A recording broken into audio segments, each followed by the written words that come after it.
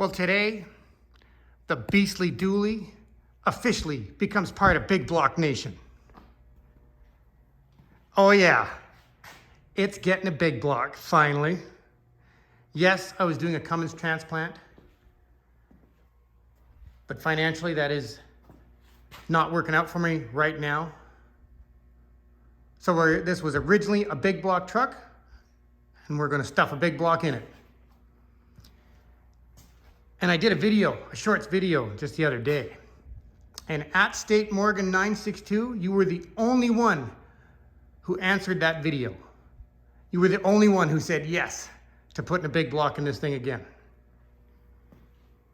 And that's all I wanted, was one person to say yes, just for fun. So today we're gonna talk about these big blocks I got sitting here and the Beastly Dually plans.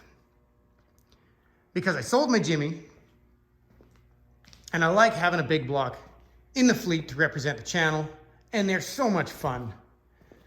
I drive a Cummins every single day.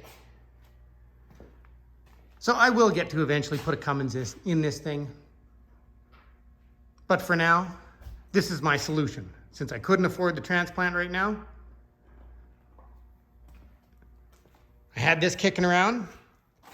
This was in my wife's 49 Chevy, but she's decided she's selling her truck to promote her new vegan cookie dough company. So that means the motor had to come out and get used in something. So we'll get into this motor in 1 second. Not quite 1 second. This one right here is a 454 bored 30 over. And it was in my Jimmy, used to be on propane. And I had a great big nasty cam for it with a 575 lift that required 10.5 to 1 compression. And I thought because that one was on propane, it was supposed to be around 10.2 compression. Thought that might work out for me. So I spent $1,000 having the heads redone. I put a gear drive in it, the noisy one, and a great big cam.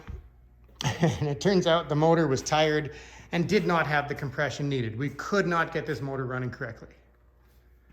So all the heads are brand new and rollerized.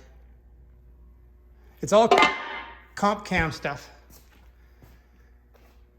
So I have to pull that one apart, and turns out the manifold was not torqued down correctly, so we had a coolant leak.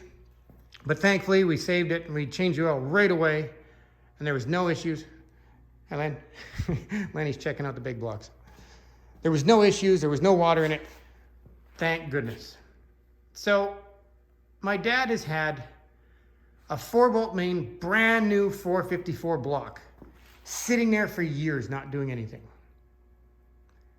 So I guess we need to drag that out and bring this thing alive. My plan was to make the Megatruck represent Big Block Nation. We'll get to the Megatruck soon, hopefully. And I think this is the power plant we will use until I can afford the 572 short block I want for it, because I have all the top end for a 572. So that is the plan for the Megatruck. We'll rebuild this motor, the bottom end, and stuff this monster in. It should be around 600 horse. It'll be a fun little Megatruck. This motor here is the first big block I ever acquired. Got this at 15 years old. It was a 427 out of a jet boat. And the gentleman who owned the jet boat did not winterize it properly, and the block had cracked. I mean, it had about a 4-inch crack in the block. So my dad pulled that motor out for him and put a 454 in it, and it was not near as much power as the 427. And the first half hour he took that jet boat out, he sunk it in the lake, and my brother had to go scuba diving and hook a chain onto it, rope, whatever they used, and they winched that thing out of the lake. And then my dad had to rebuild that whole motor, drain it all again. And by the time that guy was done, he left the 427 with us and never ever wanted it back. So I started at 15 years old with a 427, and I started buying one part at a time for it. It needed 2 connecting rods. Back then they were horrifically expensive to a 15-year-old. So we bought original GM connecting rods, one at a time. And then I took it to K&S Machine, told them what I wanted to do. I had finally bought a tunnel ram with a dual carb setup. This tunnel ram and these carbs are brand new, and I've had them for over 30 years. Carter AFB 600s have never had fuel in them. And this is an Edelbrock tunnel ram that was rated for a lower RPM, so 3,500 to 7,500 range, as opposed to the drag racing one, which is about 4,500 to 8,500. I took it to KNS and he said, no, we should not weld that block up. I got another one for you. And back then you could buy stuff cheap. So I bought another block for it from KNS Machine for 300 bucks. And this is it. I had another gentleman rebuild it. We didn't actually get to the point. I had Keith do all the heads for the cam that I purchased, which is the cam that's actually in that one over there now. Had Keith do the heads for me, and that was what I could afford at that young age. And I didn't get to doing the bottom end. Then I had a gentleman do the bottom end for me. And I had to order factory rings for this thing. It had original factory 427 pistons in it from Mopac Auto Supply. I think that was around 2012. And they said they had not ordered factory size rings in at least 12 to 15 years. They had not seen a set. So Steve Brandt actually taught me how to rebuild my first motor with this one here. And we did the build, got the motor together, and it sat in my kitchen, and my wife polished it for years, kept it clean. We kept it in the kitchen. Eventually, we decided we're building her 49 Chevy, and I wasn't comfortable with me building it. I wanted somebody professional to do it for me, just to make sure it was 100%, because I had so much money into it. So I took it back to Keith at KNS Machine and said, let's do the whole thing. And we now have a 30 over 427. It's all rollerized. With two Carter 600s and a tunnel ram. Those Holley air cleaners cost 900 bucks for the pair. To date, since I was spending money over the years since I was young, I have $19,500 into that motor at this point. And I was building it for a monster Chevy. I wanted a Chevy short box with 44s and a big block with a 4-speed. That was my dream when I was young.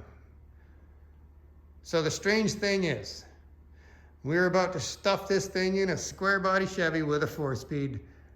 Over 30 years later, that engine has never been started since I was 15.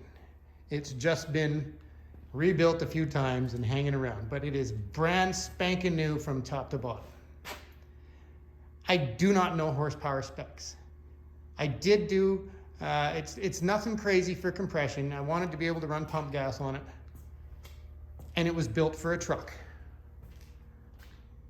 And this is the truck it's going in. I'm not sure if I'm going to have to, I don't think I have to cut a hole in the hood. That was the point of those air cleaners, to keep it low, but we'll see. I think I can keep it under the hood.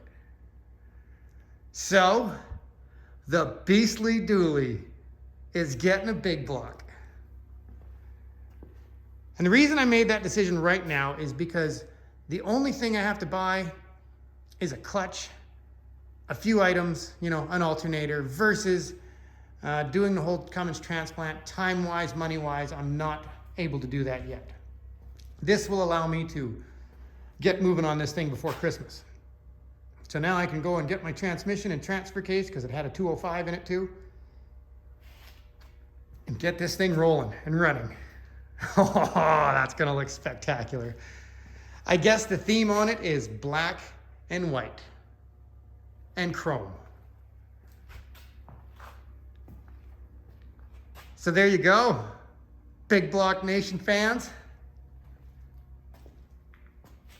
It's on now.